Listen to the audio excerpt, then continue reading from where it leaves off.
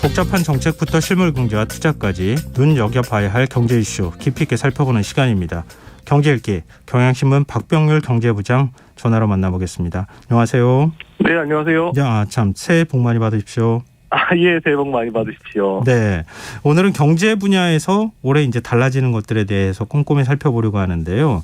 일단 지난해 연말 중요한 세법들이 국회를 통과했잖아요. 네. 이거 어떤 게 달라지는 겁니까? 네, 아무래도 여러 가지 달라진 것 중에서 우리 일반 서민들 입장에서는 어떤 세법들이 달라지고 또 내가 어떤 절차를 보느냐 이런 것일 텐데요. 지금 보니까 일단 서민들보다는 일단 지난해 연말에 통과됐던 세법들을 보면 일단 고자산가들 그리고 고소득층 그리고 이제 소득이 많은 대기업들에게 일단 감세가 대부분 집중돼 있다 이렇게 보시면 됩니다. 네. 그 중에서도 일단 부동산 보유세 부분 많이 보도가 됐습니다만 저도 하도 이게 법이 많이 바뀌어가지고 이제 좀 헷갈리는데요. 네. 일단 이 부분부터 한번 일단 정리를 하고 넘어가는 게 좀 맞을 것 같습니다. 이 부동산 보유세 중에서도 특히 이제 종부세가 대폭 감세를 하게 됐는데요. 역시 이제 종부세의 특성상 다주택자 그리고 이제 고가주택자일수록 아주 많은 세 혜택을 이제 보도록 이렇게 국회에서 법안이 통과가 됐습니다. 먼저 보면 그 종부세율이 일단은 먼저 낮아졌습니다.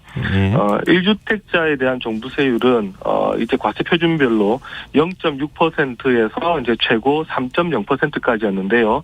이게 이제 인하가 됐습니다.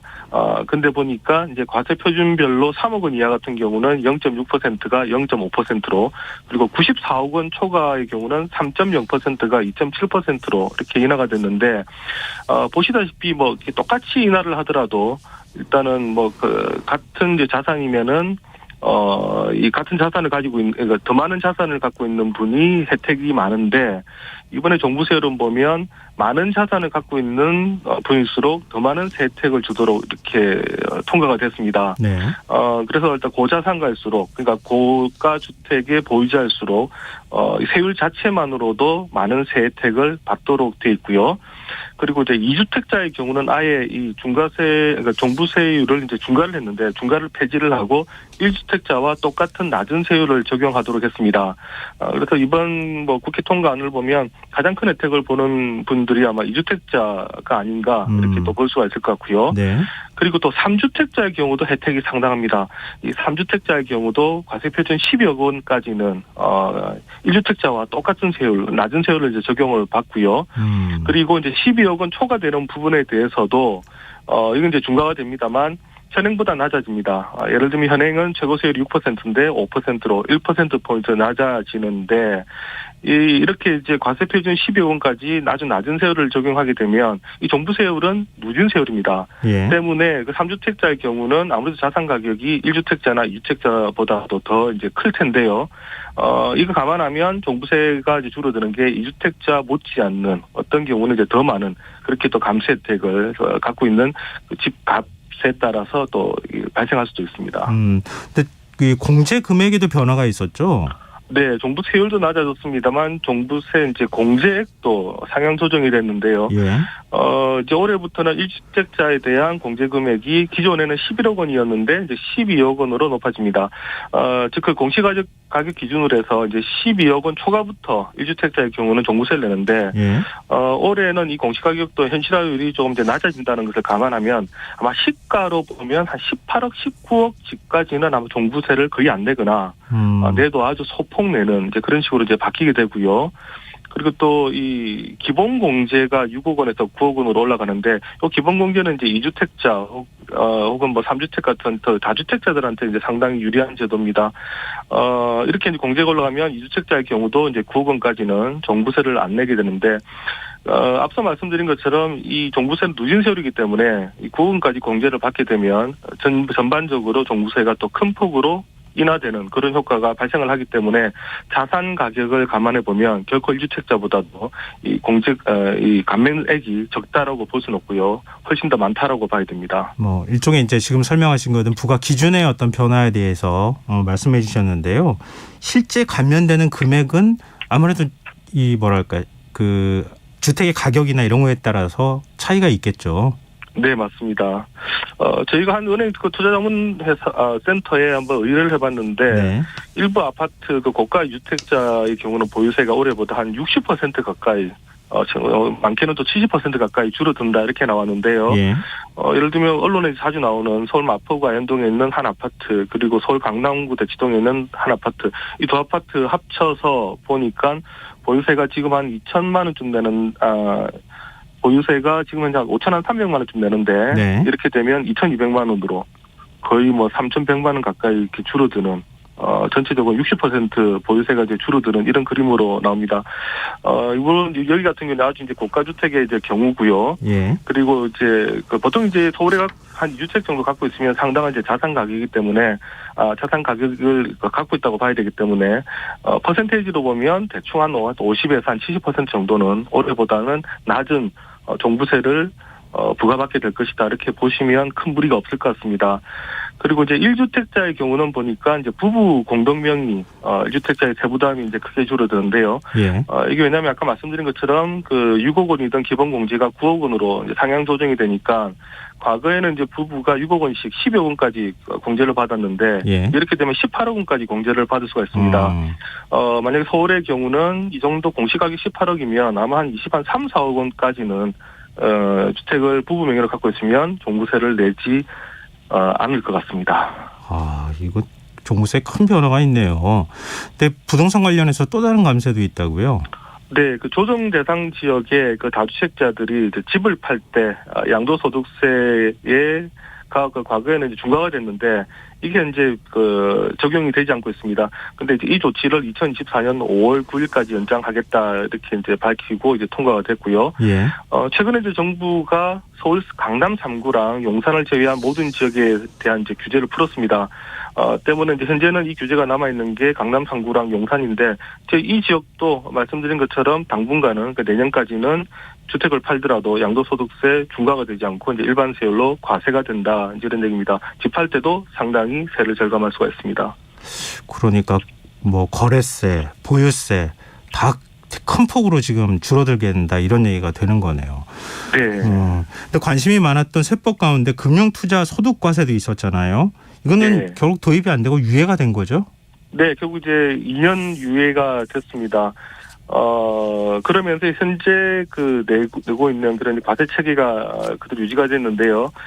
현재 보면 국내 상장 주식에 대한 양도소득세가 이 대주주에 대해서 이제 과세가 되고 있는데 종목당 10억 원을 갖고 있는 분에 대해서 이제 세금이 나갑니다.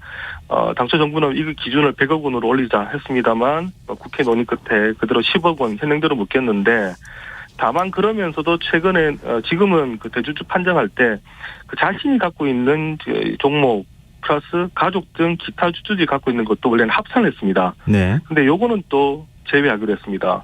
그러니까 국회에서 보면 여러 가지 논의를 해서 기존 감세보다 그 폭을 확대시키지 않도록 합의를 하면서도 세부안으로 보면 이런저런 부분으로 해서 이 감세하는 그 디테일상으로 보면 상당히 그런 내용들이 많이 숨어 있다 이렇게 보시면 되겠습니다. 그리고 이제 가상통화에 대한 소득세 과세 이것도 관심사였는데요. 네. 이것도 이제 함께 2025년까지 이제 2년 유예가 됐습니다. 이렇게 금투세 시행 시기는 2년 유예가 됩니다만 하지만 증권거래세율은 올해부터 이제 바로 인하가 됩니다. 지난해까지는 0.23%가 부과가 됐습니다만 올해는 0.2%로 낮아지고요. 2024년 0.18% 그리고 2025년에는 0.15%로 계속 낮아지는데 네. 원래 이제 정부 방안은 금투세를 시행을 해서 여기서 좀 세금을 걷고 그리고 이제 증권거래세를 낮춰서 감세를 해서 균형을 맞춘다는 거였습니다. 하지만 결과적으로는 향후 2년간 감세만 하게 됐는데 또 2년 뒤에는 총선이나 또 대선이 앞당겨 오기 때문에 지금 일정으로라면 과연 또 금투세가 그대로 도입은 될까 이미 그 증권세율을 인하는 결정이 됐고 추진이 되는데 좀 우려가 안 될 수가 없을 것 같습니다. 네, 이건 불씨를 좀 남겨놓은 셈이네요. 그리고 정치권에서 가장 논란이 컸던 게 법인세잖아요. 네. 일단 국회에서 법인세를 어떻게 하기로 한 겁니까? 1%포인트를 뭐 낮춘다는 얘기까지는 아마 들어보신 분들이 많을 것 같은데. 네, 맞습니다. 이 원래 이제 정부안은 보면 뭐냐면 이 100여 개 기업에 적용되는 최고 세율을 25%에서 22%로 3%포인트 낮추겠다. 이게 이제 골자입니다. 예. 그리고 이제 나머지 기업에 대해서는 과표 구간을 조정해서 이제 일부 감면받도록 하겠다는 건데, 이걸 이제 야당 쪽에서 이거는 뭐 완전 부자 감세다, 부자기업 감세다, 반대다 이렇게 나왔습니다. 그래서 이제 국회의장이 제안을 했는데, 그렇다면 모든 기업에 대해서 1%포인트씩 인하를 하자. 이렇게 제안을 했고요. 네. 이제 이게 이제 통과가 된 겁니다. 그래서 이제 과거에 10% 법인세 내던 기업은 이제 올해 9%, 그리고 20% 내던 것은 19% 이런 식이고, 그리고 최고 세율 25% 내던 법인 같은 경우는 24% 이렇게 이제 1%포인트씩 낮추는 걸로 여야가 합의가 되어서 이제 통과가 됐습니다. 근데 이제 이렇게 법인세와 관련돼 가지고 이제 최근에 이제 더 큰 논란이 되고 있는 건 이제 그 반도체 지금 산업 쪽인데요. 네. 지난번에 국회에서 이 법인세안이 통과가 되면서 동시에 그 반도체 설비 투자에 대한 세액공제 요것도 이제 같이 통과가 됐는데, 그러니까 작년까지 6% 주던 것을 이제 앞으로는 8%로 확대하겠다. 이 안이 이제 원래는 통과가 됐습니다. 네. 당초 이제 국민의힘에서는 20%를 제시를 했고요. 야당인 이제 민주당에서는 10%를 주장을 했는데, 네. 기재부가 강력히 주장을 해서 이제 8%로.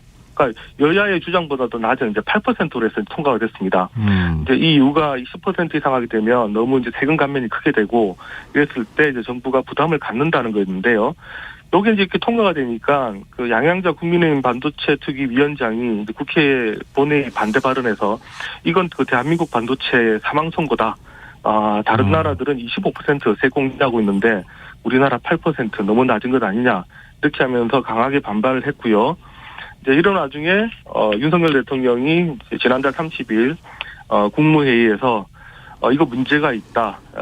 이 세대 지원안이 그 국회에서 충분히 논의되지 못한 점이 안타깝고, 그래서 이 반도체와 같은 국가 전략 산업에 대한 세대 지원을 추가 확대하는 방안을 적극 검토하라, 이렇게 이제 기재부에 지시를 했습니다. 네. 이제 이런 이제 질타를 받고 나흘 만인 지난 3일에 기재부는 결국 이제 추가 감세 대책을 내놨는데, 이 원래는 빠르면 이번 1분기 안에 답을 내겠다 이렇게 했는데, 아주 이례적으로 나흘 만에 새로운 세법을 이제 들고 나와서 대폭 감세를 하겠다 이렇게 되면서 최근에 지금 논란이 좀 되고 있습니다.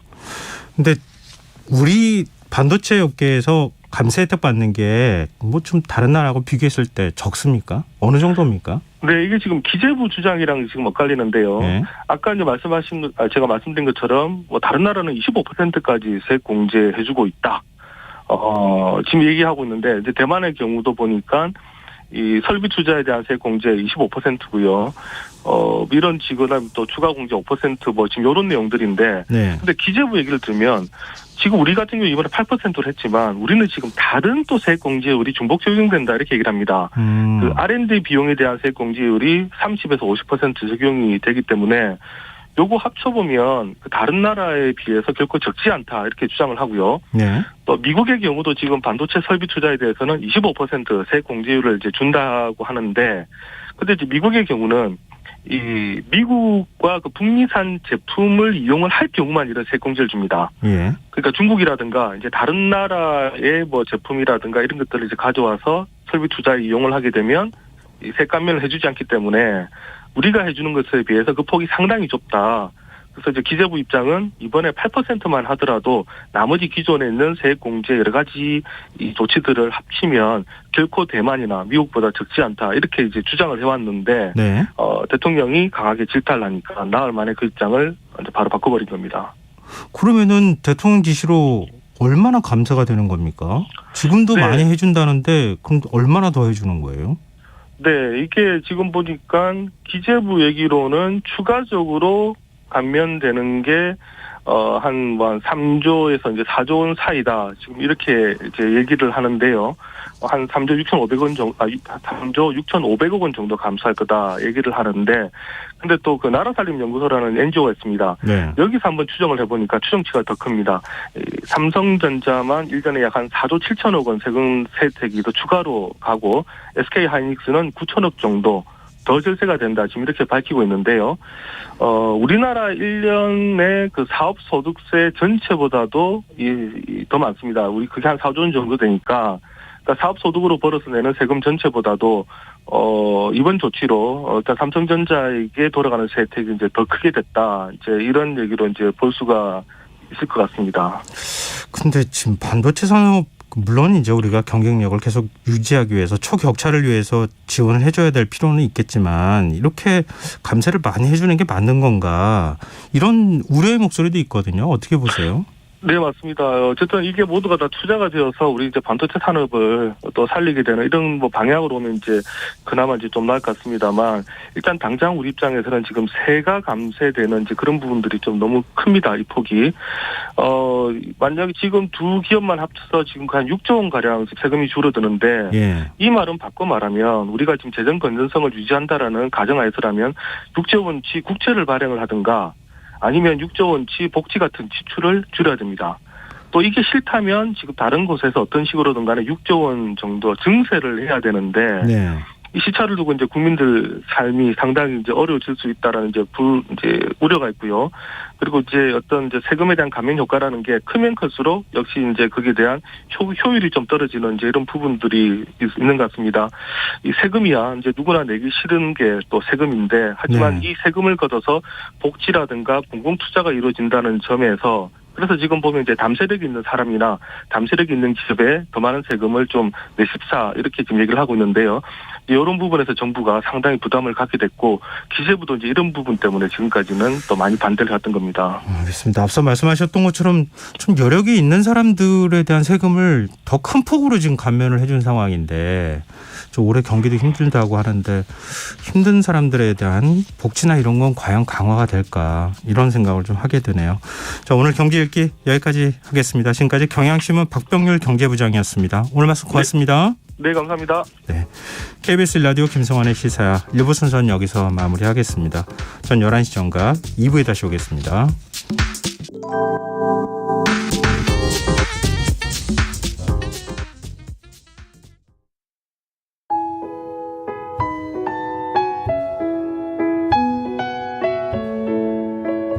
경제적인 어려움에 처한 위기 가정들이 늘고 있습니다.